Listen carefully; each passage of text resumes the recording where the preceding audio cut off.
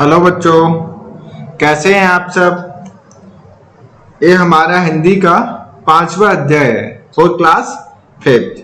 Chapter का नाम है महाकवि कालिदास।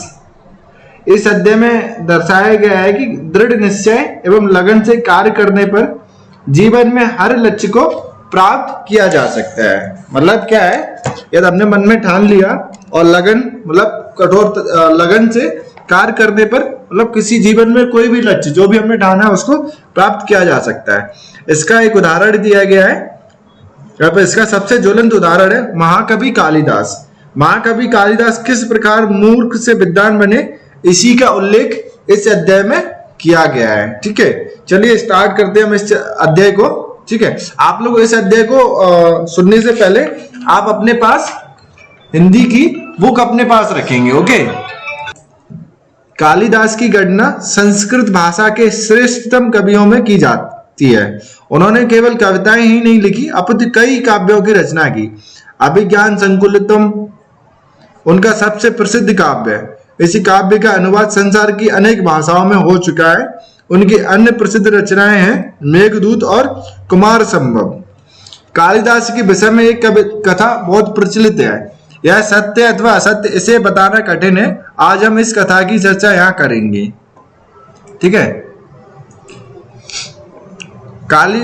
राजकुमारी विद्योत्तमा रूप लवण की जीती जागती प्रतिमा थी। मतलब जो राजकुमारी थी विद्योत्तमा बहुत ही सुंदर थी, है ना।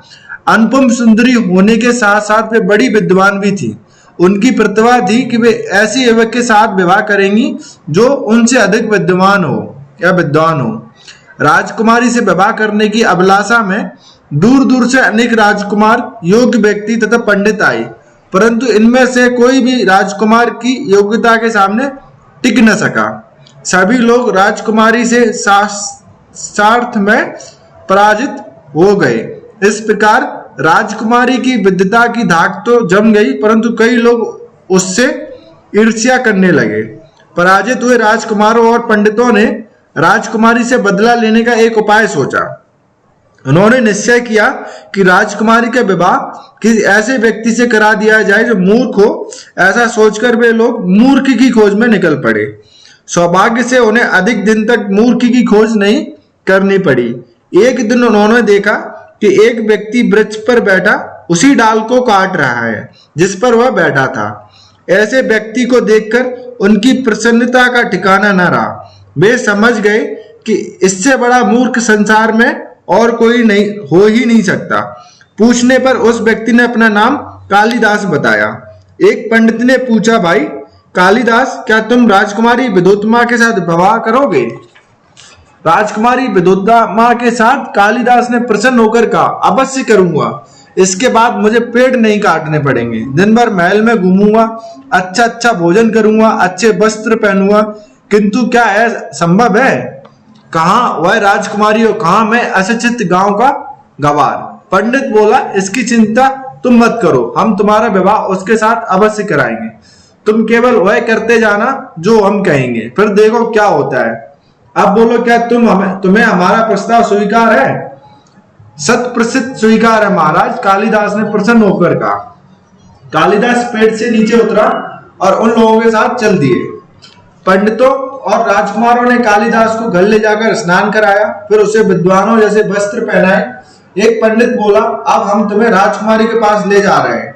वह तुमसे शास्त्रार्थ करेगी, वहां तुम्हें एक भी शब्द नहीं बोलना। जो भी कहना केवल संकेत द्वारा कहना, शेष हम पर छोड़ देना। सारी बात समझा बुझाकर वे कालिदास को राज दरबार ले गए। उन्होंने राजकुमारी से कहा, राजकुमारी जी, यह महोदय एक प्रकांड पंडित है। इनका नाम कालिदास है। बहुत विनती करने पर शास्त्रार्थ के लिए पधारे हैं, परंतु इन्होंने मौन व्रत धारण कर रखा है, इसलिए जो कुछ कहेंगे केवल सांकेतिक भाषा में कहेंगे। उचित होगा कि आप भी इनसे सांकेतिक भाषा में ही प्रश्न पूछे। राजकुमारी ने उनकी बात मान ली।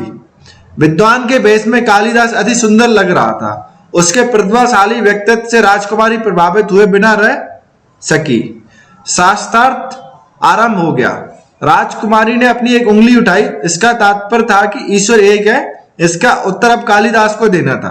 कालिदास ने इसका अर्थ समझा कि राजकुमारी मेरी आंख फोड़ने की बात कह रही है, इसलिए उसने उत्तर में 2 उंगली ऊपर उठा दी, जिसका तात्पर्य था तुम्हारी दोनों आंखें फोड़ दूंगा।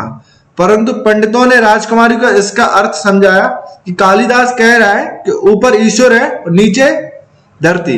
राजकुमारी पंडितों की तर्क से संतुष्ट हो गई। राजकुमारी ने अपना दूसरा प्रश्न एक पांव की 5 उंगलियों को खोलकर किया। इसका तात्पर्य था कि मानव शरीर 5 तत्वों से बना है। परंतु कालिदास ने इसका अर्थ भी इस संकेत का अर्थ भी दूसरा ही अर्थ लगाया। उसने समझा कि राजकुमारी मुझे थप्पड़ मारने की धमकी दे रही है, अतः उसने उत्तर में अपनी मुट्ठी बांधकर राजकुमारी को दिखाई, जिसका तात्पर्य था यह तुम मुझे थप्पड़ मारोगी तो मैं तुम्हें घूंसा मारूंगा। परंतु पंडितों ने राजकुमारी को इसका अर्थ समझाया कि कालिदास कह रहे हैं जब 5 तत्व एकत्र हो जाते हैं तब मानव शरीर में जीवन का संचार होता है। राजकुमारी इस तर्क से भी संतुष्ट हो गई और अपनी पराजय स्वीकार कर ली। इस प्रकार कालिदास का विवाह राजकुमारी विद्योत्तमा के साथ हो गया।